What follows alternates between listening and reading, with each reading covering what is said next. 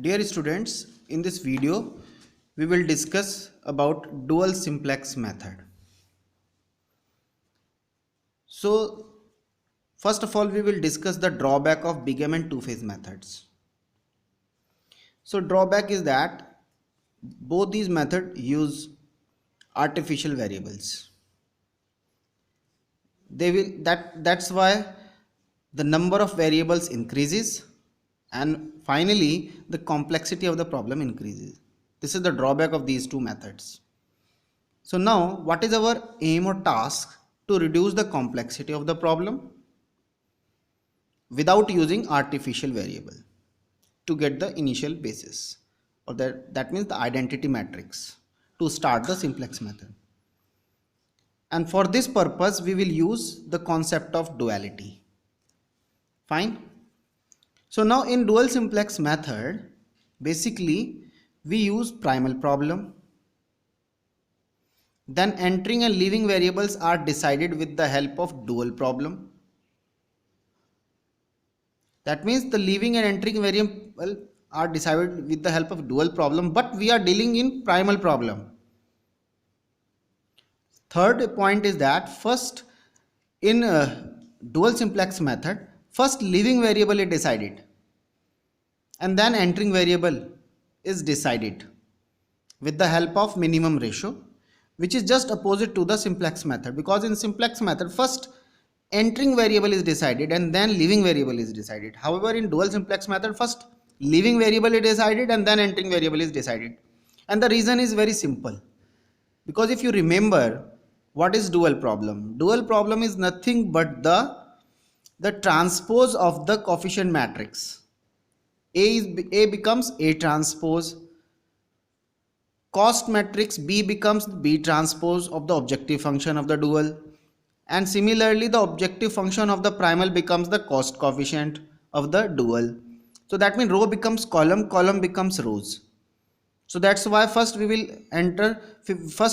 find out the leaving variable and then entering variable. This is the only reason. Let's see the difference between simplex method and dual simplex method.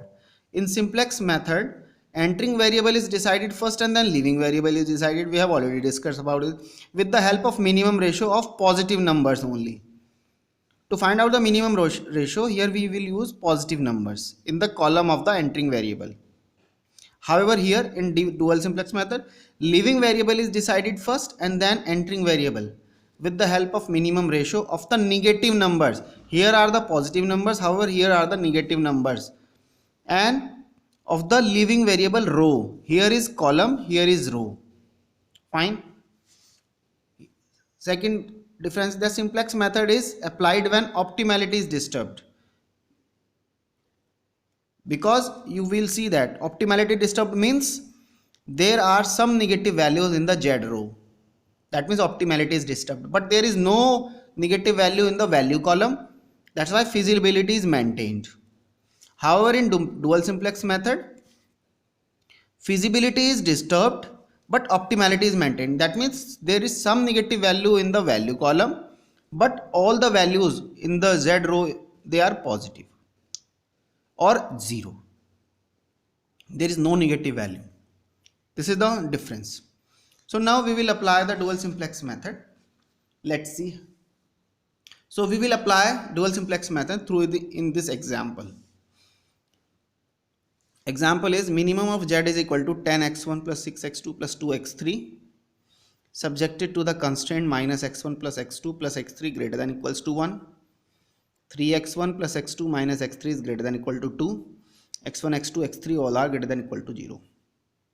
So solve this problem with the help of dual simplex method. So here we will solve this problem without using artificial variable. So first convert the problem into standard form using slack or surplus variable. So here we have to subtract some amount x4 so that equality will come. Similarly, here we have to subtract some amount so that equality will come. So here x4 is subtracted, here x5 is subtracted.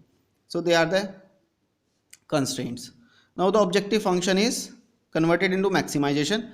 So just multiply by minus sign. So we get maximum Z star is equal to minus Z equal to minus 10x1 minus 6x2 minus 2x3.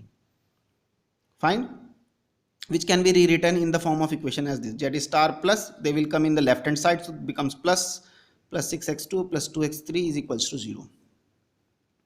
Now in the constraint, if you multiply by minus sign, so that this will become positive, this will become positive, so they are positive, so sign are changed, and here we are having minus 1 minus 2. Fine. So now construct the simplex table. This is the ordinary simplex table. Now you can see that all these values are positive or 0. That's why optimality is maintained. However, here we are having negative values. That means infeasible or feasibility is disturbed. So in that case, we can apply dual simplex method. So here we will first decide the leaving variable. Leaving variable means here find out the most negative value in the value column. And you can see that minus 2 is the most negative value. That's why this is the leaving variable. So x5 minus 2 is the most negative value. So x5 is the pivot row and x5 actually leaves the basis. Now find the minimum ratio. So minimum ratio is evaluated here. Minimum ratio, just minimum ratio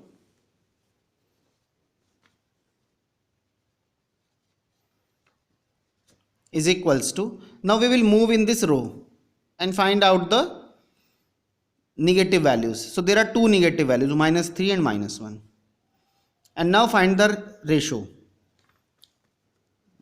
10, this 10 divided by minus 3,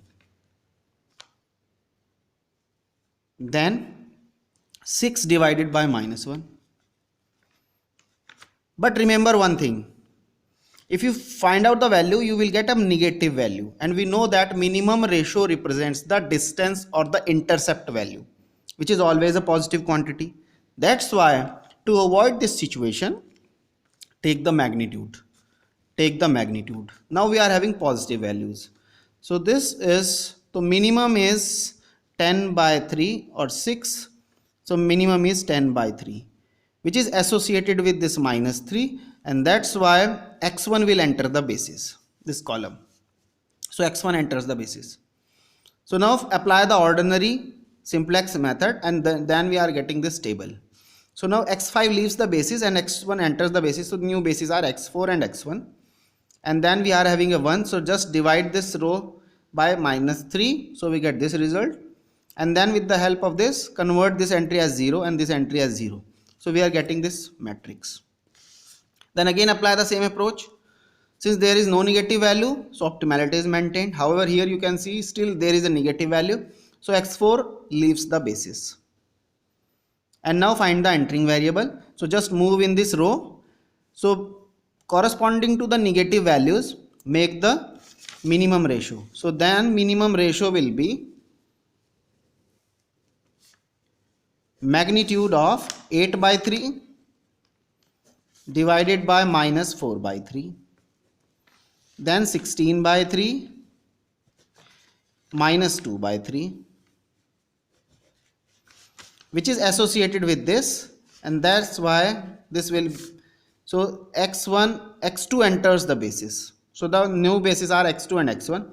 Then apply the ordinary method, and now you can see that optimality as well as feasibility both are maintained. So optima reaches, and solution is x1 is equal to 1 by 4, x2 is 5 by 4, and x3 is 0. This is the solution. Fine. So I think you understand the method, dual simplex method. Similarly, here is a problem of maximization. Problem is maximization, previous problem is minimization. So now same, first we have to convert the problem into standard form. So we get this maximum z is, this is already maximization, so minus 2x minus 3, then subtract some amount minus x4 is equal to 5. Similarly in the second constraint, subtract some amount x5, we get 8. Then construct this table. You can see optimality is maintained and feasibility is disturbed. So here minus 8 is most negative value, so that's why x5 leaves the basis. And now go here we have only one, these two are the negative values, So find out the minimum ratio. Minimum ratio is this. So here is this is absolute value. So this is why this is 2 and 1 by 4. So minimum ratio is 1 by 4. So that's why this will enter the basis. So now the new bases are x4 and x3.